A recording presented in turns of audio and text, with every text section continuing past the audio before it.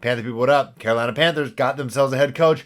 Now they need a quarterback to pair with him. Could it be CJ Stroud? Do great things this season. What's going on? You're watching Panthers Post with Phil Perkins. Thanks for joining. And, well, if you're watching this, you definitely know that the Carolina Panthers have named Frank Reich as their new head coach. He's the first offensive-minded head coach the Carolina Panthers have ever had. We already know the whole thing through the first touchdown pass, number 14, now Sam Darnold, blah, blah, blah, blah, blah, blah. Whole family's all in North Carolina for the first time ever. We got that. But I think we may have gotten a little bit of an insight on what he's looking for in a quarterback. And now he hasn't met with the mass media yet. He has spoken with Miss Balboni from the Carolina Panthers website. It was about a 6-minute interview. Went for a little walk today. Listened to it. And he dropped some nuggets. They're not very specific, but you can kind of attribute them to some of these draft prospects there. And basically what he was saying was the number one thing that he said the quarterback needs to be is tough.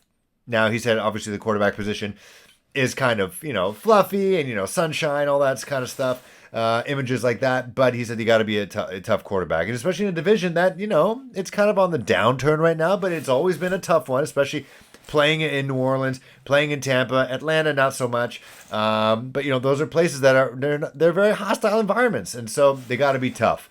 Then he said they have to be playmakers. They have to make things happen. And they need to have accuracy. So when he says stuff like this, to me, personally, it is describing 2 guys right now. And that is the top 2 quarterbacks at this point. We haven't gone to Indianapolis yet. And Bryce Young and the guy we're talking about today in CJ Stroud. Both guys, definitely tough. One play in the SEC. Very tough conference. The conference. Kind of like the NFL's Farm League, if you want to call it that. There's some might argue that Alabama could beat some NFL teams. And then you got CJ Stroud playing in the wide receiver U, that is Ohio State. High level of football there. High level offensive IQ with Ryan Day, their head coach. So it's tough in their position right there. They need to be able to make plays. Bryce Young, that's kind of his superpower. Despite the fact that he's like 5'10", 180 pounds, he has a superpower of making plays. CJ Stroud showed us in that college football playoff semifinal against Georgia, the guy can use his legs. He just didn't have to because look at the wide receivers that he had. Marvin Harrison Jr., most likely going to be a top 10 pick next year. And also they have to be accurate. Both guys, pinpoint accurate. They can throw every angle. CJ Stroud, a bit taller, 6'3", 218 pounds. He can see over the line. He can throw those different arm angles. Again, as we saw in Georgia, his best game as a collegiate athlete. He showed us what he could be at the next level. So, to me, like when he says those things, yeah, he's talking about those 2 quarterbacks. Toughness, yeah, you could see that in Will Levis. You could see that in Hendon Hooker. You could see that in Anthony Richardson. But then when you talk about good decision-making and accuracy, that's when it starts to fall off, at least when it comes to Levis and Richardson. They're a bit more inconsistent. Hendon Hooker, I honestly thought was going to be a first-round pick at some point before he tore his ACL, and the fact he's like turning 26 years old. But really, I think what he's describing is those 2 guys. So which brings us to this latest episode of Draft Prospects with the Damian Parson from the Draft Network. Make sure to follow him at DP_NFL. If you're new to the college game, you don't really watch too much college football, he breaks it down in the best way for you to realize what you got in a prospect, who you should be hanging your hat on, who Dan Morgan and Scott Fitter should be hanging their hat on, who Frank Reich is demanding. And so this is his take on why he thinks CJ Stroud is the guy and how he showed something against Georgia that he needed to see to check a box to pound the table for this guy from Inland Empire, California. Here's Damian Parson at DP_NFL from the Draft Network on why he thinks CJ Stroud is special. And the passing ability, when he's on, as we saw versus that great Georgia defense, he can light you up. Like, he is accurate. He is pinpoint accurate. The ball placement is incredible on a lot of his throws. And I know, yes, he had Ohio State is essentially wide receiver U right now. You know what I mean? Shout out to Brian Hartline and his ability to recruit all these 5-star kids that come through there. And I know that the knock is going to be, well, he's had all these weapons. At the same time, the quarterback, you got to do your job. And it's not like they're carrying him. He's putting the ball in great places for them as well. And to your point, when you look at I watched the tape, the All-22 of that Georgia game, and you could tell that he came in understanding the assignment, right? That phrase that has been coined over the past couple of years, understanding the assignment. He came in understanding the assignment, that I know they're going to get pressure on me. They're going to send blitzes. They're going to try and get me hot and take away my first read and all those type of things. What can I do? He's never been a statue, Phil. He's never been a statue, but people paint him as such because he does it. He's reluctant to use his legs. He came into that Georgia game with the task in mind, and with the assignment on his mind. Like, I have to use my legs. I have to create second window opportunities for my receivers. I have to create more opportunities for myself, and I'm just gonna have to make things happen with my legs. And moving the launch point, getting out of the pocket. You know, you think about the Tom Brady's and the Peyton Mannings, right? What was the top thing on the scouting report? Get him off his spot. He can't move. He can't run. He's not going to hurt you as an improviser, right? He's not going to give you anything in terms of running for 10, 20 yards. CJ Stroud can, though, and he did. He did time and time again versus Georgia. And his first touchdown, he broke contain, worked out. He's pointed to Marvin Harrison Jr., told him to go back across the field, and he threw a dime to him. You know, like he made Jalen Carter, who obliterated the right guard, had a free hit on CJ Stroud. He just sidestepped him. Just under, like, what I love, Phil, was the calmness, the composure, just intact, everything. Like, he was locked in, and you saw that. And I think that was the first time this season where he's been locked in from bell to bell.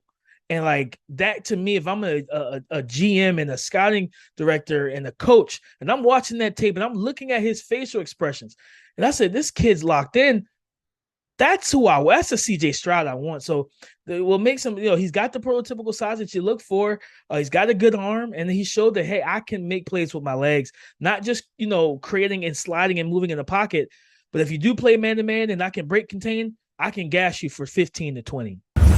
Damian kind of talked about CJ Stroud's face. I'll say that. He's got a stoic face. You would not want to play poker games, this guy. He's got quite the poker face, the stone face. Doesn't really show much about his emotions ever. I was delving into, the Panthers Twitter sphere, into YouTube, trying to see videos of this guy just trying to crack a smile. He's chill. Even when he's kind of directing the Ohio State band, he's like maybe smirking a little bit, Harrison Ford style, but I don't know what his teeth look like. I have no idea. So he's calm, cool, and collected. And who, at this point, if you're watching this right now on January 27th, 2023, the AFC Championship game, who are the two guys playing in that game? That's Patrick Mahomes and Joe Burrow. Joe Cool. The guy is cool under pressure. Even though he has three offensive linemen and a starting offensive lineman out, he is cool under pressure. He can move around the pocket and make plays. And CJ Stroud seems to be that kind of guy. He's cool, doesn't seem to panic. He seems to always have things under control. And I watched one video of him. It was a Ohio State video, just him kind of back home in California, hanging out with some guys, doing some little bit of coaching himself, which is a great sign, by the way, giving back to the community. Dude's sneaky jacked. Like, he's a 6'3", 218. He could definitely put on another 10 pounds of muscle if he wants to be able to, double it up as a runner and a passer. He doesn't need to, but if he wants to take a hit, I think he could be able to take it. Dude's got like the V shape and all that stuff we talked about with Bryce Young.